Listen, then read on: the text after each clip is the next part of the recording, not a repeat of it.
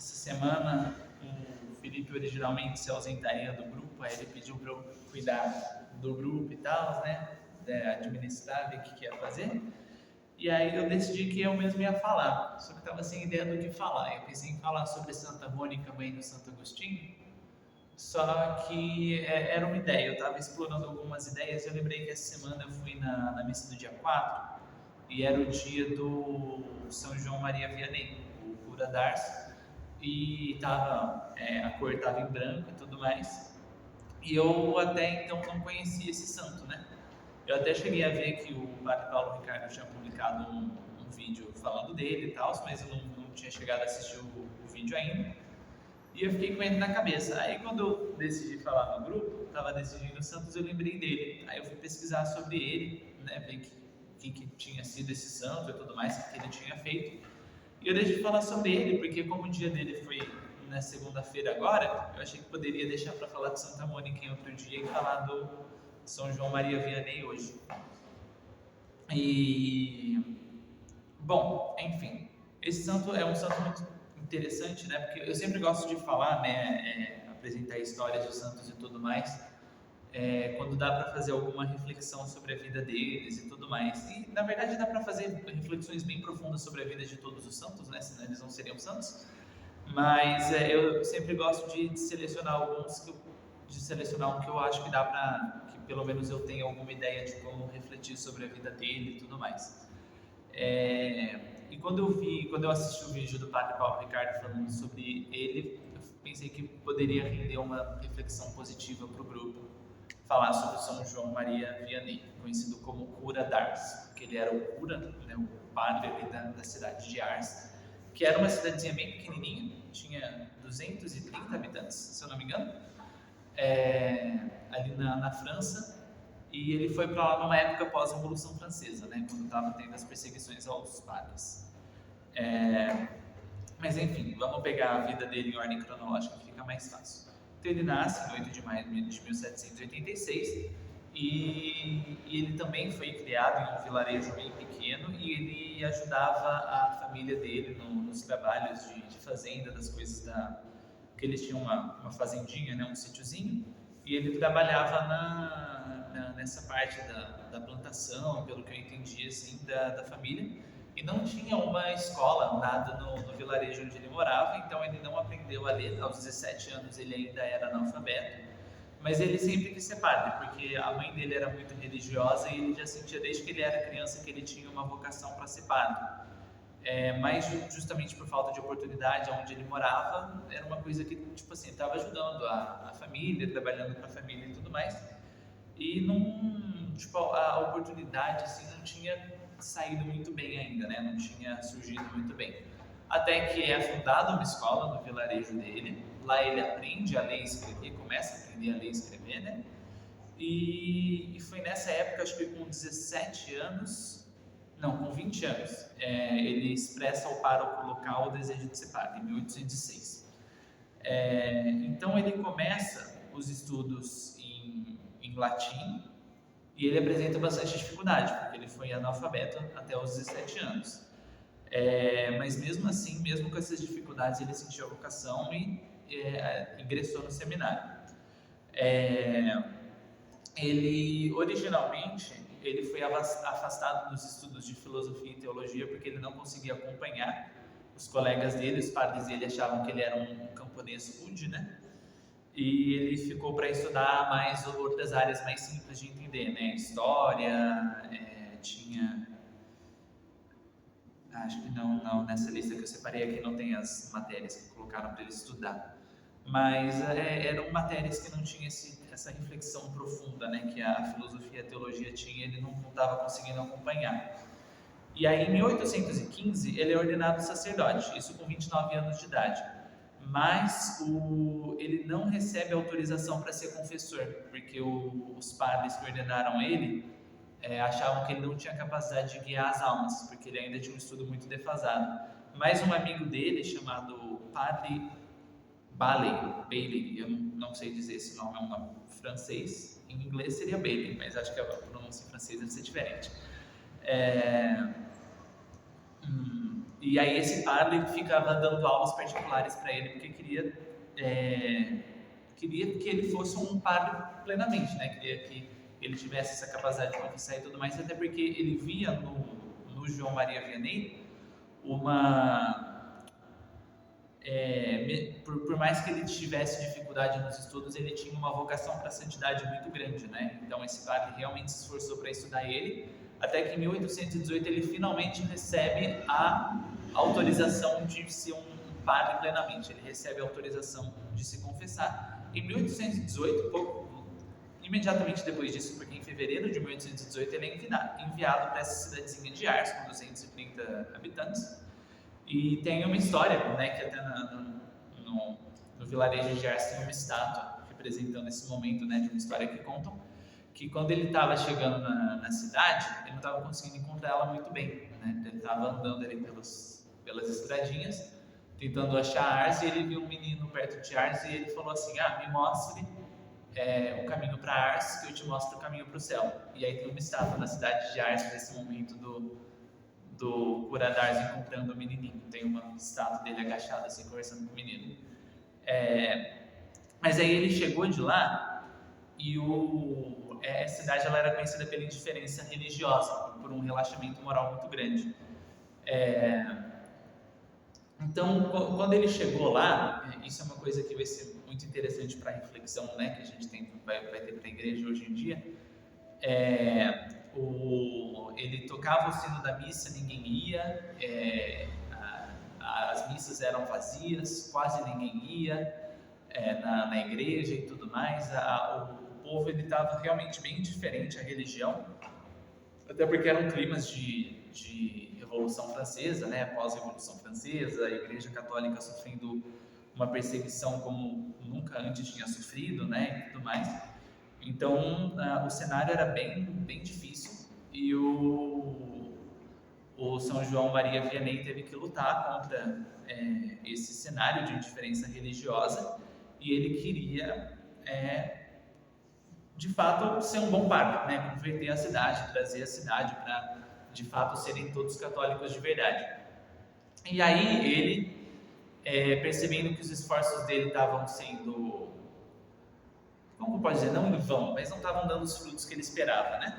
Ele decidiu se lançar para Jesus, assim, falar: Jesus, eu me lanço para você, né? Me ajuda a conseguir isso, né? Me ajuda a conseguir converter essa cidade, porque eu não estou conseguindo. E ele, né, nesse processo, né, ele não só falou isso e continuou como se nada tivesse acontecido. Ele dormia muito pouco, ele jejuava, ele fazia todo tipo de penitência para que ele conseguisse, para que Jesus ajudasse ele, né? Para que ele conseguisse a graça de fazer o bem para aquela cidade. Até que com o tempo começou a dar resultado. E uma coisa, estava dando muita dificuldade para dar resultado porque ele era um padre ele não era um padre que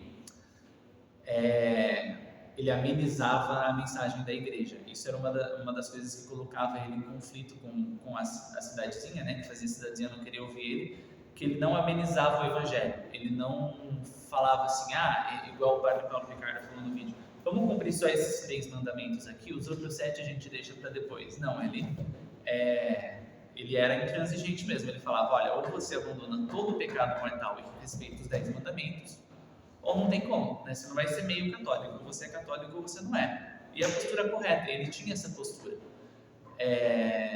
E o que estava dando dificuldade dos esforços dele dar resultado, porque a cidadezinha ia lá, ouvia o padre falando que pecado era pecado e não queria ouvir isso, não ia para a missa.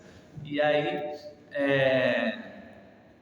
mas aí com o tempo ele foi conseguindo, né? Ele ficava no confessionário, ele é conhecido como um dos melhores confessores da história da igreja, ironicamente, porque os padres não achavam que ele ia ser um bom professor, foi um dos melhores confessores.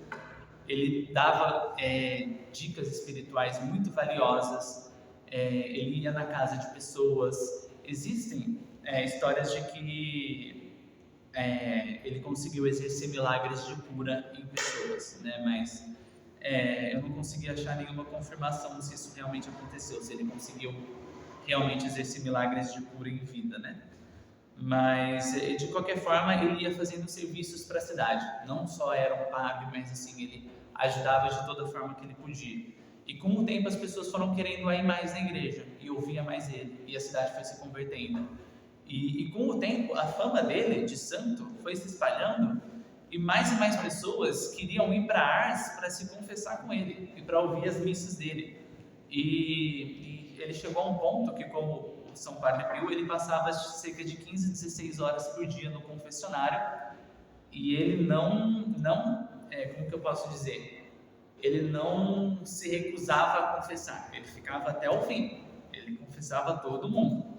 Tipo assim, ele no máximo que ele poderia fazer, porque era muita gente, eu não poderia atender todo mundo que ia confessar com ele depois que a fama dele se espalhou em um único dia.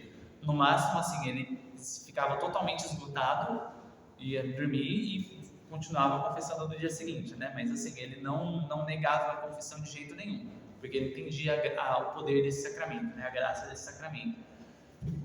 E aí a fama dele foi se espalhando e tudo mais. Depois de um tempo, em qual ano que foi que aconteceu isso?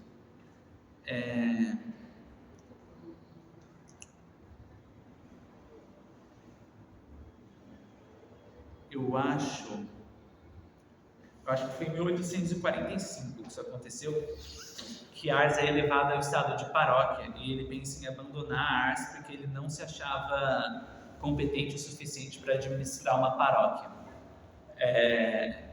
Mas mesmo assim, a pedido do povo de Ars, ele continuou. Porque antes não era, né? Era uma cidade muito pequena para se considerar uma paróquia independente, assim, uma paróquia em si mesma, né?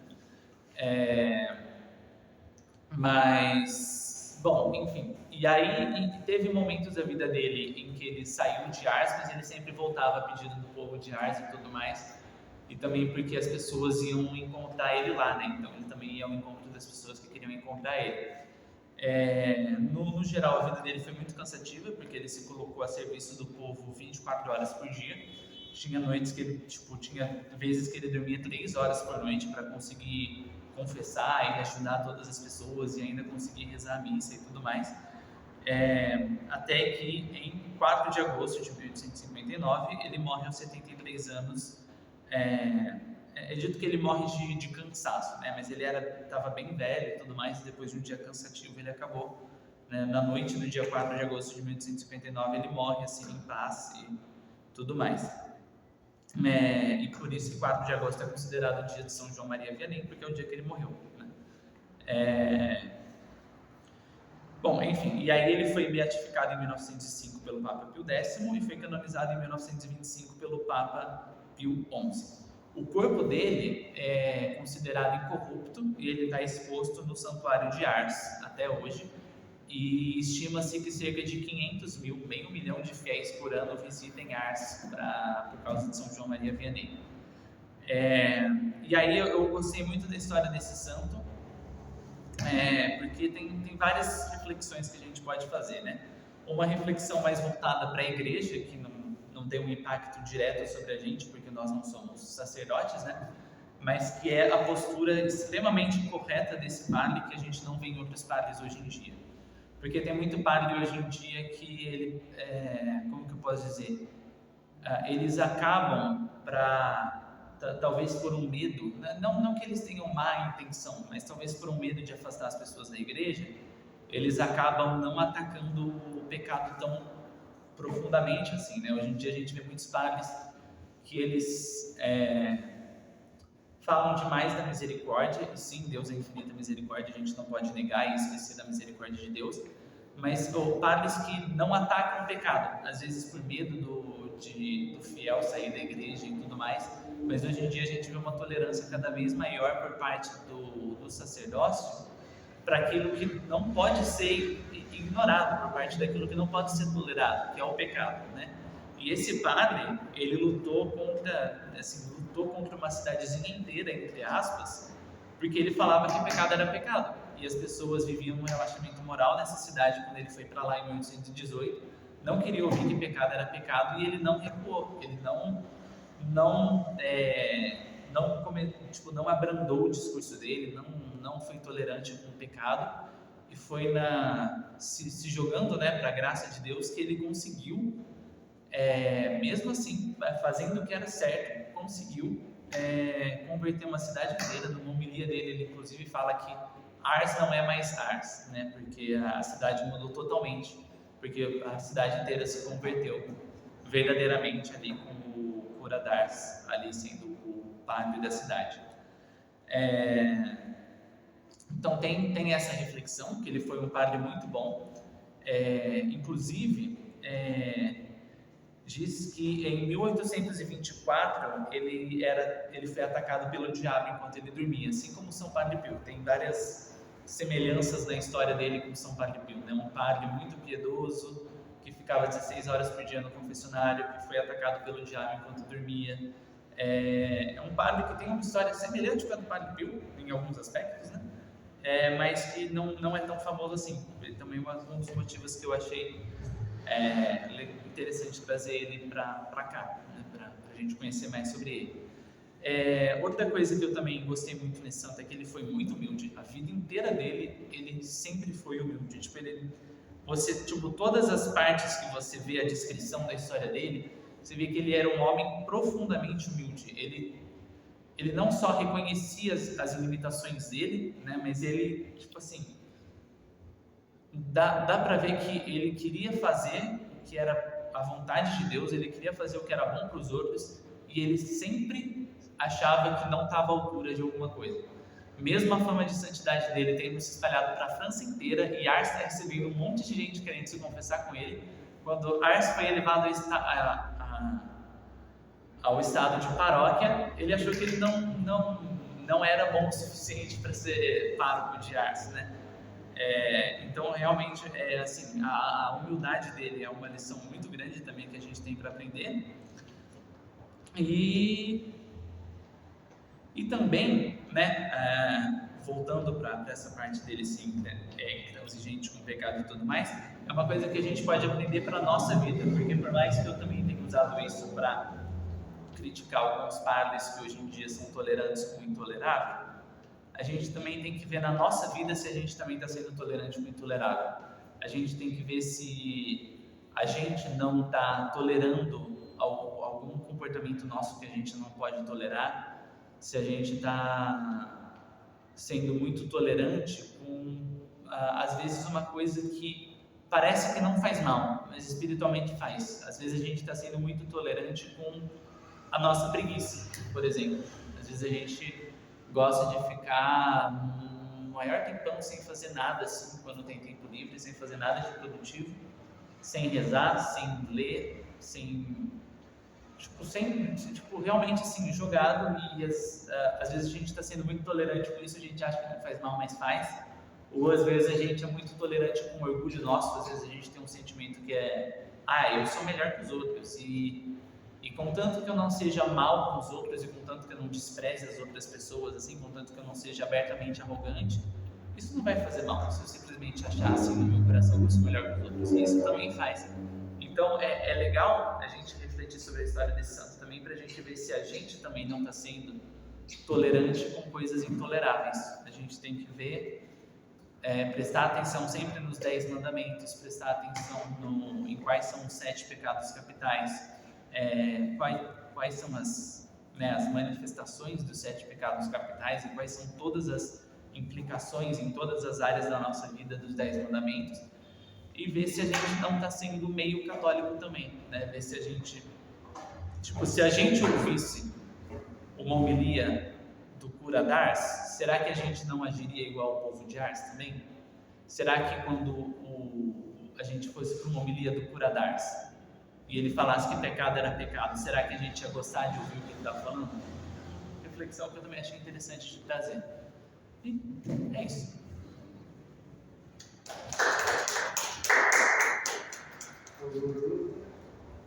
Algum questionamento? Porque eu...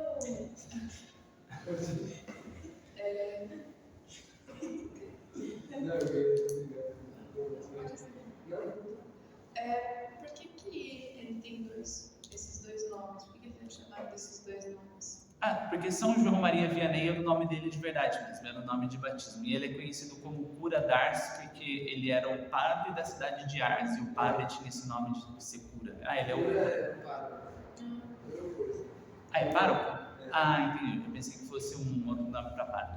Aí Ars é o nome da vila. É porque às vezes pode gerar o sentimento que são dois santos diferentes, mas na verdade não são. É verdade. São pessoas Sim, diferentes. eu também tive essa impressão, até que eu vi que era o mesmo santo. Eu vi até um meme uma vez que falava assim, eles nunca foram vistos no mesmo lugar ao mesmo tempo, na mesma missa, e aí depois dava que é a mesma pessoa.